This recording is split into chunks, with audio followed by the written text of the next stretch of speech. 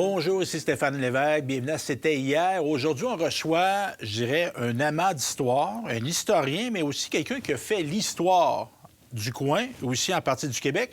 Michel, ça va bien? Ça va très bien, merci. Oui. Michel, là, toi, tu vois le jour à quel endroit? Je vois le jour à Saint-Célestin. Saint-Célestin? Saint-Célestin, dans le deuxième rang. Deuxième rang, parce Aujourd'hui, que... ça s'appelle le rang Saint-Michel. OK. Parce que tes parents, bien, c'est des agriculteurs. Les agriculteurs. Donc, vous êtes nombreux dans la famille? On est 5. 5. Et là, bon, étudiant, tu es un bon élève? Oui. Oui. Oui, je suis un bon élève. Tu vas faire ta scolarité à quel endroit? Mais j'ai commencé à l'école primaire du rang. OK.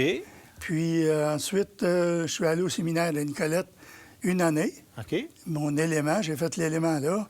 Mais je n'étais pas fait pour être pensionnaire, vraiment pas, là. OK. Je m'ennuyais, c'était pas... Puis c'était très réglementé à l'époque. Fait que l'année suivante, je suis retourné à l'école publique parce que la régionalisation s'était faite. OK. Donc, notre polyvalente en même temps, à l'époque, c'était l'école Curé-Brassard de maintenant. Juste pour expliquer aux gens, bon, tu dis, moi, j'ai fait mon élément. C'est juste, pas rentrer dans les détails, mais il y avait comme un genre de voie scolaire religieuse. Religieux. C'était quoi, ça, l'élément? L'élément, c'était la première année, la OK. 8e année, si tu veux. OK. Éléments, syntaxe, méthode, versification, rhétorique, philo 1, philo 2. OK. Puis ça, c'était comme des années. À la place d'appeler ça secondaire 2, 3, Oui. 4, 5, c'était ça, Oui, les noms exact, d'années. jusqu'à la 12e année, là. OK. Et même plus, parce qu'il y avait 8 ans. OK. C'est 8 ans. Puis ça, c'était la voie... Exemple, si tu avais continué dans cette voie-là, tu aurais été au collège classique? J'étais au collège classique. OK, c'était un collège. Ça, c'est OK. le séminaire de Nicolette, OK. qui est devenu l'École nationale de police. OK. Mais on faisait notre cours, ce qu'on appelait à l'époque le cours classique. OK. Fait que tu étais dans l'amorce de tout ça, toi? Oui. OK. J'étais supposément un bon élève. OK. Et effectivement, j'étais un bon élève, mais le fait que la réglementation puis le pensionnat, c'était pas fait pour moi vraiment, là, parce qu'on sortait 3 fois par année. Oh! Ouais. À la Toussaint, à Noël, puis à Pâques.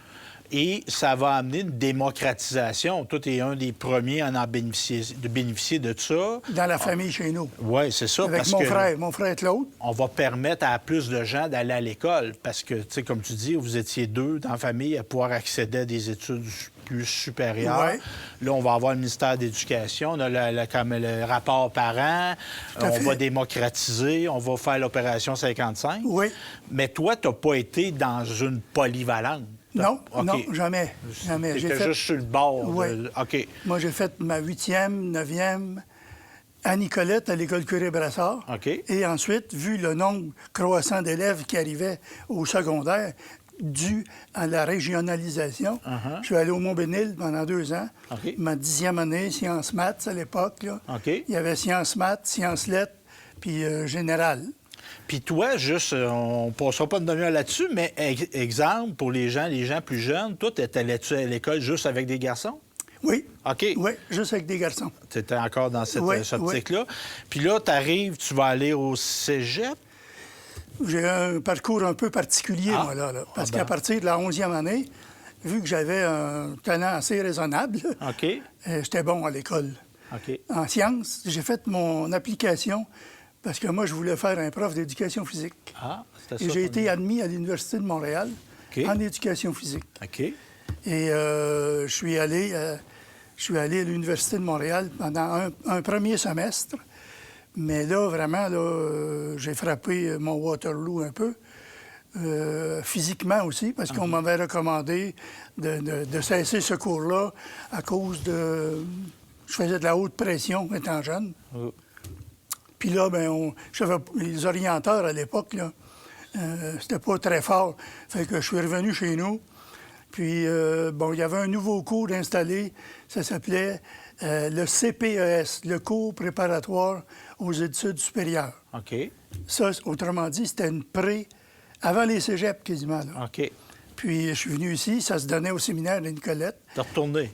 J'ai retourné là, mais là, c'était beaucoup plus libre. Tu étais plus vieux aussi, puis tu n'étais pas pensionnaire. J'étais pas pensionnaire. Je voyageais soir et matin. Puis là, ben, tu vas comme décider de devenir enseignant. C'est-tu à ce moment-là que tu Ben, prends la décision de devenir enseignant en histoire? Oui, tout à OK. fait. Les Puis sciences humaines, autrement dit, moi, durant mon secondaire, là, j'étais bon en maths. OK. J'étais bon en sciences. OK. Mais tout à coup, après l'expérience de l'Université de Montréal, en éducation physique, puis c'était beaucoup de sciences, là, les sciences humaines m'ont attiré parce que, bon, je commençais à aimer la politique. Mon père, chez nous, on n'était pas très riches, mais on était abonnés à la presse, aux Nouvelliste. Oh. Puis mon père lisait ça tous les jours, puis l'information, là, chez nous, les nouvelles, là, c'était primordial. OK. Fait que moi, ça m'intéressait. Tu as baigné d'un milieu où l'actualité, de s'informer. Puis dans ce temps-là, tu sais, ton père, de sa génération, il y a des gens qui ne savaient pas lire. Là. Ah, oui, C'était oui, oui. commun, là. Ah, tout à fait. Tandis que lui, il montrait de l'importance. Puis est-ce que, exemple, un souper à la maison des Morins, là, ça... Les 10 autour de la table, là, ben, peut-être pas 10, là, mais ça jase-tu de politique? Ça jase de politique. OK. Des Bleus. OK. De l'Union nationale. Parce que là, à cette époque-là, les gens les plus jeunes, là, bleu, ça voulait pas dire Parti québécois. Là. Ça Non, voulait ça voulait dire ça voulait Union dire nationale. Union nationale. Ouais. Fait que ton père est organisateur. Oui. Puis là, t'es jeune, il t'amène... Oui, il Mon m'amène. père, il a fait ça, moi aussi. Il m'amenait dans les assemblées, tout Ben ça. oui. Fait que ton père va faire ça avec toi. Mon père faisait ça avec moi. OK. Fait que là, tu vas-tu rencontrer des politiciens? Ah, ben oui. Ici, là, dans le comté, à l'époque, que je me souvienne, là, les premières fois que je me suis impliqué un petit peu, là, le député bleu, l'Union nationale, c'était Camille Leroy. OK. De Nicolette, il venait chez nous à l'occasion. C'est le père d'Adrienne, ça. Oui, exact. Le père d'Adrienne Leroy. Puis on est dans la série du Plessis, avec Jean Lapointe, on le voyait. Ben, c'était pas lui. Peut-être. Bien, c'est plus Antonio Élie. Ah, OK. Antonio Élie, c'était Antonio Élie, l'Union nationale du comté de Yamaska. OK. Parce qu'il y avait deux comtés, Nicolette et Yamaska. C'était différent. Puis tu vas rencontrer ces gens-là, comme Maurice Duplessis. T'as-tu vu ça en personne, toi? Une fois. OK. Je me rappelle vaguement, là, il avait fait une assemblée à Sainte-Monique. Oh. Puis Maurice Duplessis était venu. Mais j'étais jeune un peu. Mon père m'avait dit, si ça te tente de venir, là, j'avais peut-être 12-13 ans. Puis j'avais embarqué dans le camion parce que là, il passait dans le rang. Puis on embarquait dans le camion, puis on allait à l'Assemblée. Ben oui, parce que dans ce temps-là, les gens, tu sais, maintenant, on a des chaînes d'information continues puis tout ça. Mais dans ce temps-là, si tu voulais voir les nouvelles, tu sortais dans la rue. Oui, puis... souvent, là, il passait une espèce de haut-parleur dans les rangs. Venez ce soir à Sainte-Monique rencontrer le chef de l'Union nationale. Puis là... Le monde se ramassait là. Oui. Ah. Puis souvent, il y avait des assemblées contradictoires, là. Des débats. Des débats. Puis des ébats aussi, parce que ça se battait. Hein? Ah oui, c'est souvent que ça... Ici, là, dans notre région, probablement pareil comme ailleurs. Oui, on n'est pas pire ailleurs, mais... On avait les gangs de bleu, les gangs de rouge. Il y avait des fiers à bras. Oui, il y avait des fiers à bras. OK. Fait que là, bon, il t'amène ça. Fait que toi, là, à ce moment-là, tu es à étudier tout ça. Tu vas te dire, ben moi, oui, j'aimais ça, l'éducation physique, mais là, je vais peut-être m'enligner plus vers l'histoire. Oui, puis là, Clément Vincent est entré là, dans le décor là, en 1966. Là, j'ai eu 18 ans. La première fois qu'on a eu le droit de vote, c'était en 66, puis moi, j'avais 18 ans. OK. Donc, j'ai voté. J'ai eu 18 ans au mois de mars et l'élection a eu lieu au mois de juin. Puis Clément Vincent, c'est quelqu'un qui va avoir de l'impact sur toi. Beaucoup. Pourquoi? Bien, d'abord, Clément Vincent, il avait été député au fédéral. OK. Il était connu dans la région. C'était un bon orateur, un tribun, un gentleman aussi. Puis quand il a décidé de partir du fédéral pour s'en venir à Québec comme candidat de l'Union nationale dans Nicolette, puis il a gagné. Là, il a été nommé, puis l'Union nationale est revenue au pouvoir en 1966 parce qu'on avait eu Jean Lesage depuis 1960. De 60 à 66, puis Oui. là, il va y avoir une surprise. Ben oui, surprise. Parce que l'Union nationale avec Daniel Johnson Oui, va gagner avec beaucoup moins de voix. oui, avec 4-5 moins de votes en pourcentage, OK. mais 4-5 députés de plus. Oui. Puis ils vont rentrer là. Donc, Clément Vincent va devenir ministre. Ministre de l'Agriculture et de la colonisation. Puis on en parlera peut-être à un moment donné en plus de détails, mais Clément Vincent, il a eu de l'impact sur le comté. Dans ce temps-là, c'était le comté de Nicolet. Oui, oui, oui. Il a eu de l'impact. Le père de l'École nationale de police. Ah, c'est Clément Vincent. C'est Clément Vincent. C'est Clément, tout à fait, Clément Vincent. Puis il va faire aussi beaucoup, évidemment, milieu agricole. Il va Oui. faire aussi beaucoup pour l'agriculture. Puis tu disais gentleman, parce que tantôt, on va parler de ta carrière politique. Comment il faisait de la politique, Clément Vincent? C'était-tu un gars de terrain? C'est un gars de terrain. C'était pas un intellectuel. Non. C'est un Mais gars, c'est un bon organisateur, je dirais un visionnaire aussi. OK. Puis un homme élégant, tribun, toujours à sa place, jamais de gaffe. C'est un travaillant. Un travaillant. Il était sur le terrain. Oui, oui, tout le temps, sur le terrain. Puis il connaissait ça, l'agriculture aussi. Lui-même était agriculteur. OK. Puis proche des gens. Puis c'est un gars de Saint-Perpétue. Saint-Perpétue. Bon, Clément. Fait que là, on arrive, tu étudies. J'étudie. Tu fais une séance d'éducation, tu fais de l'histoire. Je fais de l'histoire au cégep à Trois-Rivières, 2 ans. Puis tu fais une maîtrise à l'Université de Sherbrooke. Oui. Sur quel sujet tu vas étudier? Mon premier sujet de maîtrise, c'était la tour des martyrs de Saint-Célestin, parce que moi, je suis natif de Saint-Célestin. OK. Et Monseigneur Charland, aux archives ici à Nicolette, m'a dit, écoutez, M. Morin, moi, je vous conseillerais peut-être de faire une étude plutôt sur la maîtrise sur la colonisation, sur le fondateur de Saint-Célestin, le curé Marquis, Calix Marquis. Puis, parlez donc de sa colonisation dans le canton de l'Est. Ah? J'ai dit, je vais regarder ça. Puis, je pense que c'était une bonne décision, parce que la Tour des Martyrs, c'était moins historique, c'était plus sociologique. OK. Et là, j'ai rentré dans ce sujet-là, puis j'ai adoré ça. Puis, ça m'a pris quand même quelques années, parce que j'enseignais en même temps. Je me suis trouvé un poste d'enseignant ici à Nicolette. Au Collège Notre-Dame de l'Assomption. Oui, j'étais très chanceux. Il y a des gens fort sympathiques là, qui m'ont recommandé. Puis j'ai adoré ça, enseigner là, vraiment. Puis moi, j'ai déjà entendu beaucoup d'anciens élèves qui disaient hey, Michel, j'ai entendu beaucoup de commentaires positifs sur la manière que tu avais d'enseigner. Oui, j'aimais ça. T'aimais ça, puis tu le transmettais, puis tu réussissais à le faire comprendre à des gens qui n'étaient pas nécessairement... qui arrivaient là un peu de reculons. Oui, parce que c'était considéré, là, l'histoire et la géographie comme des cours plates. Ouais. Mais moi, j'animais ça. J'aimais ça. Okay. Quand t'aimes ça, puis j'étais... Je me surprenais moi-même, des fois, durant mes cours, à être passionné. Là, puis je suis convaincu que ça paraissait. Puis c'était des belles années, vraiment belles années. Puis, évidemment, on peut... t'es historien. Oui. C'est pas un défaut. Là.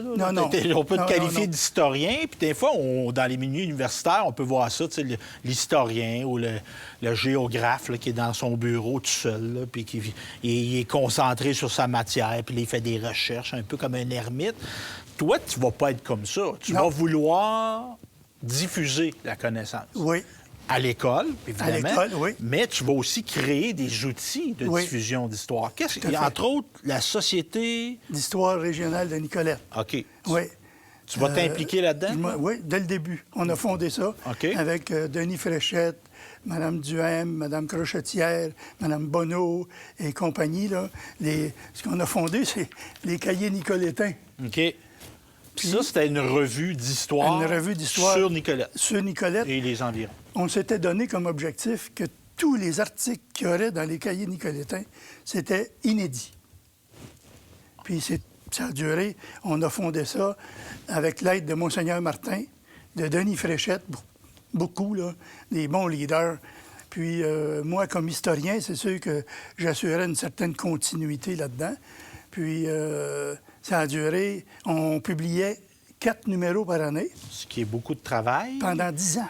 Puis ça, c'est de la recherche. C'est pas juste on pogne des affaires sur Internet. Il n'y avait pas d'Internet dans ce temps-là. C'était vraiment de la recherche. Tout à fait. Puis je me trompe-tu en disant, tu sais, on va mettre du contenu exclusif, c'est que on peut être en position d'attente, parce qu'évidemment, on n'est pas des gros milieux.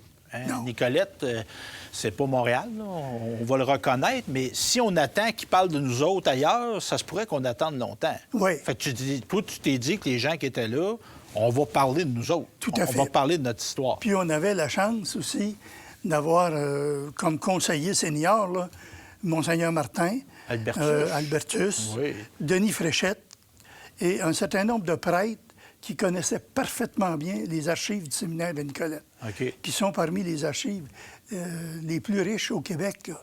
Je dis pas les plus riches, mais parmi les, mettons, les 10 dépôts d'archives là, les plus importants.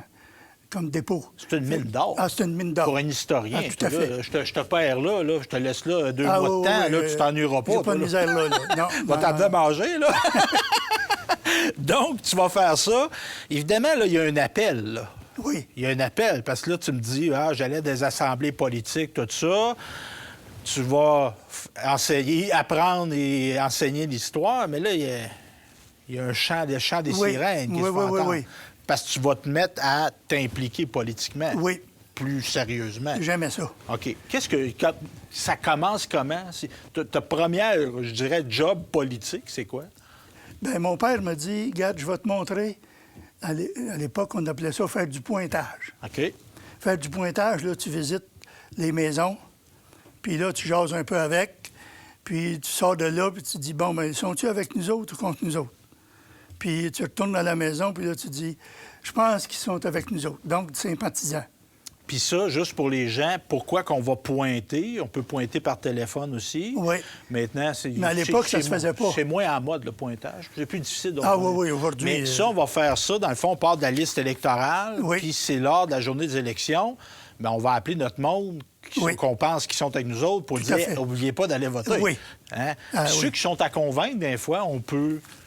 amener le candidat là, on peut y envoyer de la documentation, tout ça. On les classait dans les indécis. OK. Fait que c'est stratégique. Là. Oui, tout à fait. Puis c'est important, ça, de faire ça. Parce que quand notre pointage était solide puis bien fait, avec des bons organisateurs qui connaissaient tout le monde. Parce qu'à l'époque, là, si ton père était bleu, il y avait bien des chances que les 3-4 gars puis les 3-4 filles de la famille soient des bleus. Oui. Mais quand il se mariait, c'est pas sûr qu'il se mariait avec des bleus.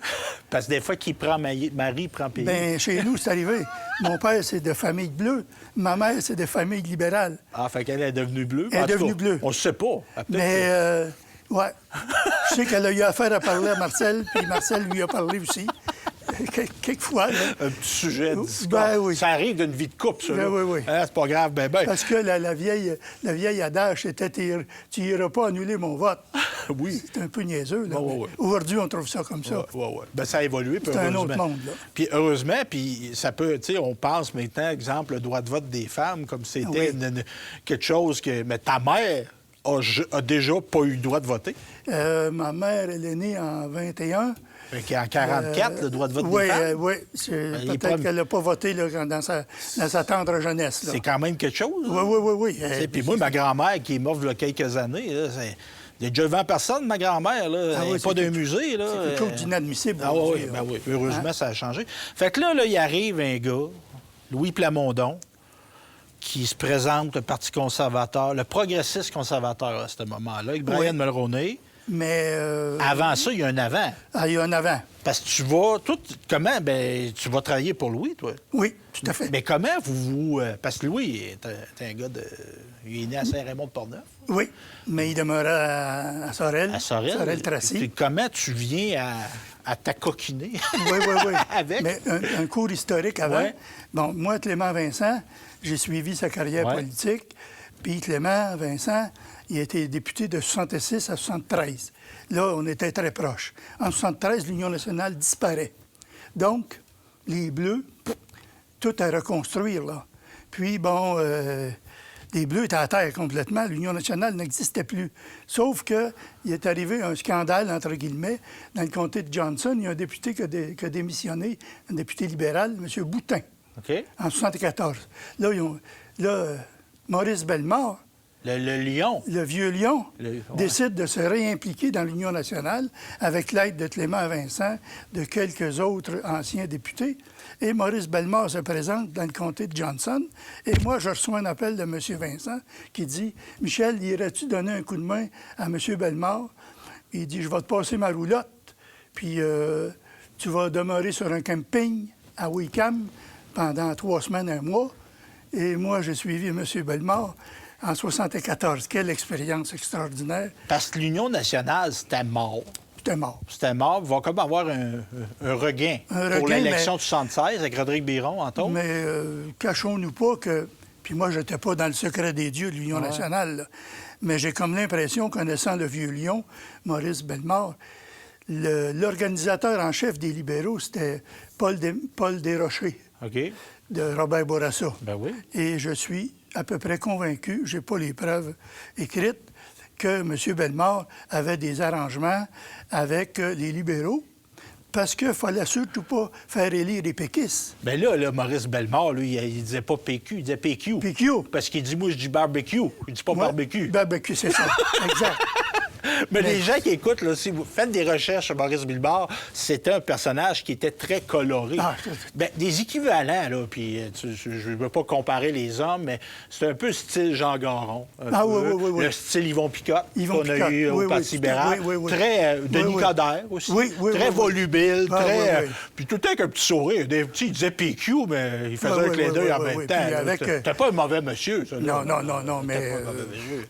Écoute, il était capable de tout, là, ou presque. Oui. Mettons, il allait au salon funéraire, là, il connaissait pas personne, puis il se mettait à pleurer dans le salon, là. Il n'y avait pas de misère avec ça, là. Fait que là, toi, tu vas... Parce que, OK, ça, c'est important que tu le mentionnes, c'est qu'avant d'aller au Parti progressiste conservateur fédéral, Oui. tu vas t'impliquer dans l'Union nationale Oui. provinciale. Provincial, Puis là arrive... le référendum de 80. Puis ça va comme faire un schisme. Oui. Parce qu'il y a des unionistes qui vont voter oui, dont Rodrigue Biron, qui était le chef, puis il y en a qui vont être non. Non. Mais Ici, toi, dans le comté, là, sur l'exécutif de l'Union nationale, j'étais le seul. OK, Puis ça a fait des frictions. OK. On m'a chicané un peu, là. Parce que là, Michel, là, c'est Ouais. dangereux. Puis... Michel, là, il s'en vient socialiste. puis, Oui, l'évêque, c'est un dangereux. C'est le indépendantiste, Castro puis, du Nord. Puis, Qu'est-ce qui va arriver avec notre pension, là? OK, nos Rocheuses, Ah, puis, oui. OK, nos Oranges. Oui, puis on les va bons parler vieux de- bleus, là, que je connaissais bien puis que j'aimais bien. Ouais. Qui étaient du bon monde, là, comme les libéraux, dans le fond. Oh. Mais là, j'étais accusé d'être indépendantiste et pas fait le kiss encore, là. Mais dans ton âme et conscience, tu te disais, moi, je veux que le Québec devienne un pays. Oui, puis c'est Jacques Brochu à Nicolette et Guy Vachon, OK. qui étaient dans l'organisation du Parti québécois avec Yves Beaumier, qui m'ont convaincu. Puis là, à ce moment-là, ils appelaient ça le parapluie du oui. Ouais. Bon, mais moi, j'étais dans l'exécutif, entre guillemets, là, du parapluie du oui en 80. Puis c'est une bonne décision, parce que quand je relis la question du référendum de 80, voulez-vous nous donner le mandat d'aller négocier? Nous autres, on répond non. On veut même pas que tu y ailles. Ouais. Moi, je ne regrette pas mon vote pour le oui, ça, c'est sûr. Fait que là, il va se créer des amitiés avec les péquistes. les péquistes. Oui. Puis, tu sais, des Guy Vachon, puis Oui. des Jean-Paul Touchette, puis Oui. tout ça. C'est des noms là, Effectivement, Jean-Paul Touchette. qui avaient été candidats du Parti Oui. québécois en Qui 1976. vont devenir plus tard mes organisateurs. Bon, Ou mais là, organisatrices. Union nationale, 80, référendum, ça crée un effet qui a Oui. été très important Oui. ici dans Nicolet et Yamaska, Oui. partout au Québec. Il va comme avoir une... C'était difficile ici, là, en 80. C'est 36 pour le oui, 64 pour le non. Puis ça va avoir un impact sur le Parti québécois, puis sur René Lévesque, Oui. qui va dire, à un moment donné, il ne devait pas être content du résultat, mais il s'est dit, qu'est-ce qu'on fait? Oui. Qu'est-ce qu'on fait? Ce qui est surprenant là-dedans, c'est que le référendum a lieu au mois de mai 80. Il y a des élections l'année suivante, en 81. Le PQ, c'est le meilleur score du Parti québécois, toute catégorie depuis sa fondation. Ça, c'est Pourquoi? l'ambivalence des Québécois. Il y a du monde qui votait Trudeau, l'ennemi du Parti québécois, Tout à fait. puis qui votait Lévesque. Oui. C'est paradoxe. Bien sûr, regarde. Mais moi, j'avais une petite explication à l'époque que j'ai encore. Quand tu votes, là, le référendum venait d'être perdu. Fait que, autrement dit, l'élection du Parti québécois, c'était pas vous votez pour le référendum. Ouais. C'était vous votez pour un bon gouvernement. Ouais. Donc, c'était pas dangereux, entre guillemets. C'était pas dangereux. Donc, on trouvait que René Lévesque et l'équipe de René Lévesque Oui, il y avait était formidable. T'as du calibre. Oui, il y avait du calibre. Objectivement, là, Oui. peut-être, moi, au 81 aussi, mais 76, là, c'était un gouvernement, là, c'était un match des étoiles. Oui, digne de l'équipe du Tonnerre de Jean Lesage. Oui, parce que tu as des gars comme Camille Lorrain, Marc-Yvan Morin, Jean Garon, t'as plusieurs. Yves Duhem. Puis au niveau scolarité, ça explique pas tout, là. Tu sais, tu peux être très compétent. Marc-André Bédard. Oui, qui est décédé récemment. Fait que c'était le gouvernement le plus scolarisé. C'était comme l'entrée, on va se dire. Claude Charon, la relève. C'était l'entrée dans la modernité au niveau du Conseil des ministres. Oui. Là, on va arriver, Lévesque. Mais le beau risque. C'est ça. Sauf que là, Trudeau nous avait, M. Trudeau, c'est Oui. quand même le premier ministre, M. Trudeau père, nous avait promis un changement extraordinaire avant le référendum. Ah, oui, Nous oui. allons mettre nos sièges en jeu, on va réformer le fédéralisme et sa façon de réformer le fédéralisme, c'est de rapatrier la Constitution Sans l'accord du sans Québec. l'accord du Québec. Puis ça avait été, là, tu sais, ceux qui me connaissent, là, vous le savez, là, va faire ceux qui ne le savent pas, moi, je suis souverainiste, là. Ouais, Puis moi aussi, je le savais. Bon. Puis on s'est croisés au Parti québécois. Oui, oui. J'ai travaillé pour Michel Morin, là. C'est pas un secret, là. Fait que, on se parle entre nous autres. On peut avoir pas été souverainiste, on peut avoir été fédéraliste, mais ce geste-là de Pierre Trudeau, Ça, avec Jean Chrétien, ça, il faut s'en rappeler aussi, non, là, c'est...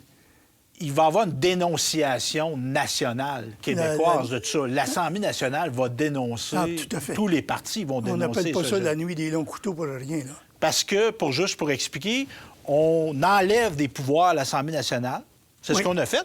Oui, oui, oui. Puis on n'a pas demandé l'accord de l'Assemblée nationale. Non. Puis du peuple qui représente. Fait que là, Michel, là, moi, j'étais supposé être rendu à ta carrière politique, là. Puis là, on a fait 26 minutes, là. Puis c'est bien correct. Fait que là, on va conclure cette partie-là. On vous parlera du beau risque. Exactement. On vient avec ça. Fait que là, moi, je sais pas si vous êtes comme vous autres, là, mais moi, je me délecte des propos de Michel. C'est intéressant parce que Michel, oui, il est historien, mais il est acteur aussi de l'action politique. Fait que moi, je trouve que c'est une belle rencontre. Fait qu'on conclut cette émission-là, puis je vous annonce qu'on vient avec Michel pour la prochaine.